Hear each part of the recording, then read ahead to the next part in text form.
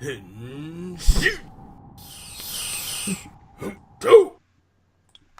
guys, welcome to this episode of the GMTC TokuCast. As always, I'm your host, Frozen Stratos. Here with me today we have... Cinder Blaze. And Makotoa. Oh wow, a lot of oomph in that name. Anyways, on today's show, we're going to be reviewing Lupat number 10. This was good. It was some pretty good follow-up to last week. There's not really much to say. It all really felt sort of like this was sort of expected, you know? Like, I don't see any other way this could have gone down. So, it was predictable, but it had a lot of fun moments between the characters, and I think, you know, that's enough for me to give it a pass, because they didn't, like, deviate too far from what should have happened, and they didn't, like, screw it up in a weird way. They didn't, like, try to add pizzazz, and then that didn't work, but it did, so I was just fine with it. It was a fine episode. Yeah, like, I really like the interactions between, like, the two Reds. I feel like... Yeah, definitely. It's something that they've kind of, like, built up, and they kind of have, like, this friendly banter kind of built around them. So, like, when he kind of, like, spotted him across the, like, bridge, and, like, kind of goes up and is like, hey, how's it going? Yeah. And, you know, it's like, you know, it's my job to, you know, look out for the public safety, and, like, you're walking around looking pissed off as ever. So and then also the freaks come out at night, and also during the spring, so you better watch out. Yeah, for real. Like, I did not expect them to actually go in on, what's his face? Zamigo? You know, like, I felt like he was someone who would show up, like, a little bit later. Like, not in, like, the resolution of this arc, which, honestly, I felt was kind of, like... it wasn't, like, my favorite way of them wrapping it up. It's like, oh, well, he kind of escaped through, like, a cicada shell type of thing. You know, like, that was kind of, like, a cop-out, I feel. That I actually want to see, like, consequences to them losing a piece. Yeah, I did too, but probably the most we're gonna get out of that concept. Well, honestly. I don't know, because, like, I feel like once we get to that point where they're all sort of one singular unit, or at least they're working together, or a bit more friendly as a team, there's gonna be a point where, like, oh shoot, one of them is actually destroyed, and, like, there's no blame to be put on anyone else, you know?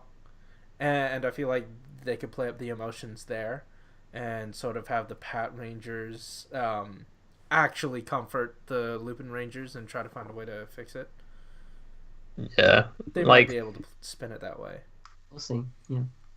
Yeah, like, even Yellow was trying to, like,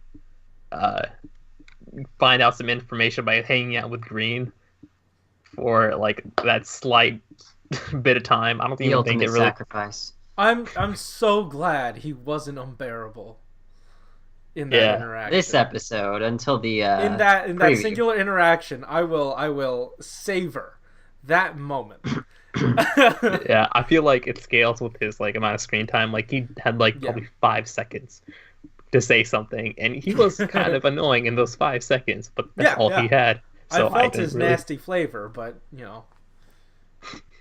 You guys are so mean to him. I'm probably sure that there's people out there that are like, he's not even that bad. Why do they hate him so much? Oh, tell us in the comments down below if if you're okay with him. I don't know. I don't like him.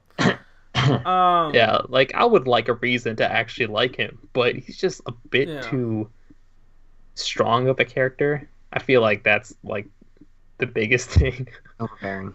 They're really playing into his character trait and not like actually developing a true character. Well, that could also be said about Zamigo to an extent.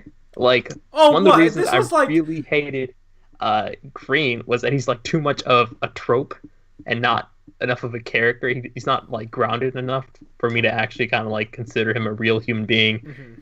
And this guy is just eating ice and wearing, like, the glossy lipstick with the freaking, you know, sparkles. Tiger hair. But that And mostly has something to do with him aesthetically, more aesthetically than it does like character wise. Yeah, yeah, I thought he was a cool guy. he was Stop. cool when he was in Stop his. that. Stop that. I see your face. You stop that. Bad. Not good. You like instantly killed my train of thought right there. 'Cause I was, Choo choo. the second I got it, I was just like, oh god, why did you even go there? Like, he's not even making that. Okay, he is making some ice puns, but Yeah. I liked him a lot better in suit than out of suit. Yeah. I That's feel like true. the actor was like overacting the crap out of that. Like, I mean, you have to for like the opening bits for like any kind of like Sentai series. I feel like That that's something and, you have like- to do for that type of villain character. I think I like feel like- Bosco from Gokaiger was a little bit. Well, he wasn't like overacting, but he was. I don't know. He Over was, the he was top. always. Let's get cracking. But It's I cracking feel like good. I feel like for voice acting, it really helps to overact and to see that translate, in the actual actor and then back into the suit. I feel like, since the suit's so stiff, you're gonna need the voice to be extremely animated, and that if that's not like uniform throughout, you know what I mean? It's not gonna. Yeah. I just like the way that he like would throw his gun. Like the first time, it was like it felt like a just funny.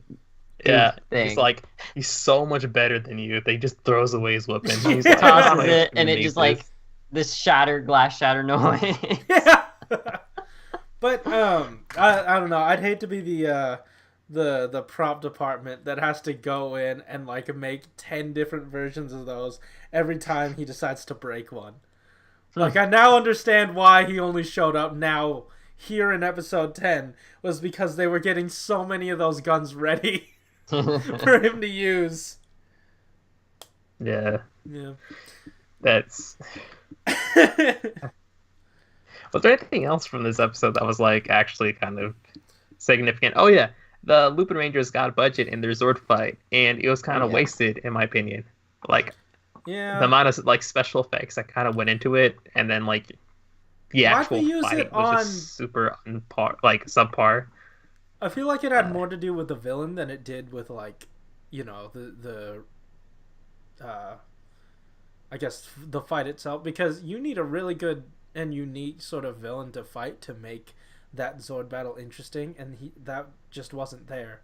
Also, the whole thing about him multiplying instead of using his shell as like cover, that was I feel like that was a bit outside of the realm of what we thought was possible with his powers. Yeah. Surprise. Yeah. What did you guys think about the new boomerang shield form for red? It reminded me of Nerf toys. That's what I was like, wow, where can I get one of those oversized, boomerangs from Nerf? Yeah, like that Nerf. looked incredibly unusable.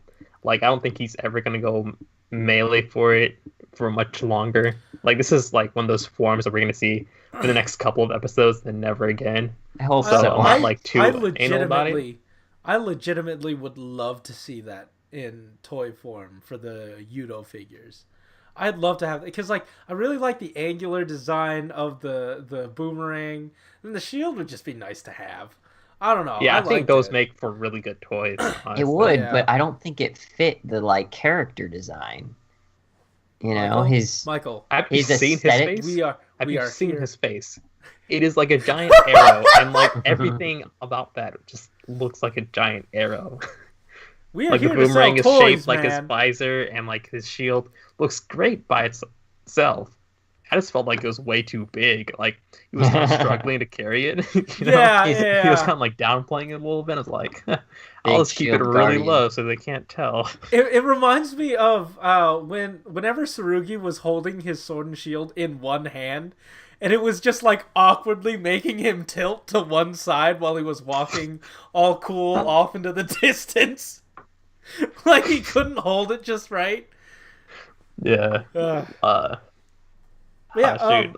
Oh. It reminds me of what's his face? That one knight dude from Mystic Force.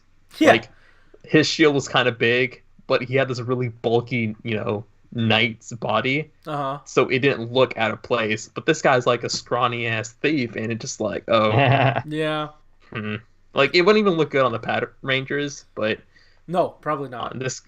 On this guy, like the colors matched. Colors were nice. But it was way too big. Okay. I feel like we've spent way too much time on that subject. Anyways, guys. I don't think we spent enough. Alright, fine. You want to keep talking about it? What more do you have to say? No. That was a joke. That's what I thought. Move on. Wait. Nice joke. Thank God it wasn't another ice pun. Oh. So... Again, I think that just about does it for us. If you like this episode, hit that like button and subscribe if you want to hear more from us each week. All the links to our socials are in the comments, or in the comments down below. Yeah, in the description down below. And also, I've started playing Power Rangers Legacy Wars again, and I've created a GoMango team. Or like group thing. So if you want to join that, feel free. Alex is hiding. Guys, I think he's done for the day. Alex, that's a little cold of you, don't you think? Oh, God. Go away. Keep it juicy.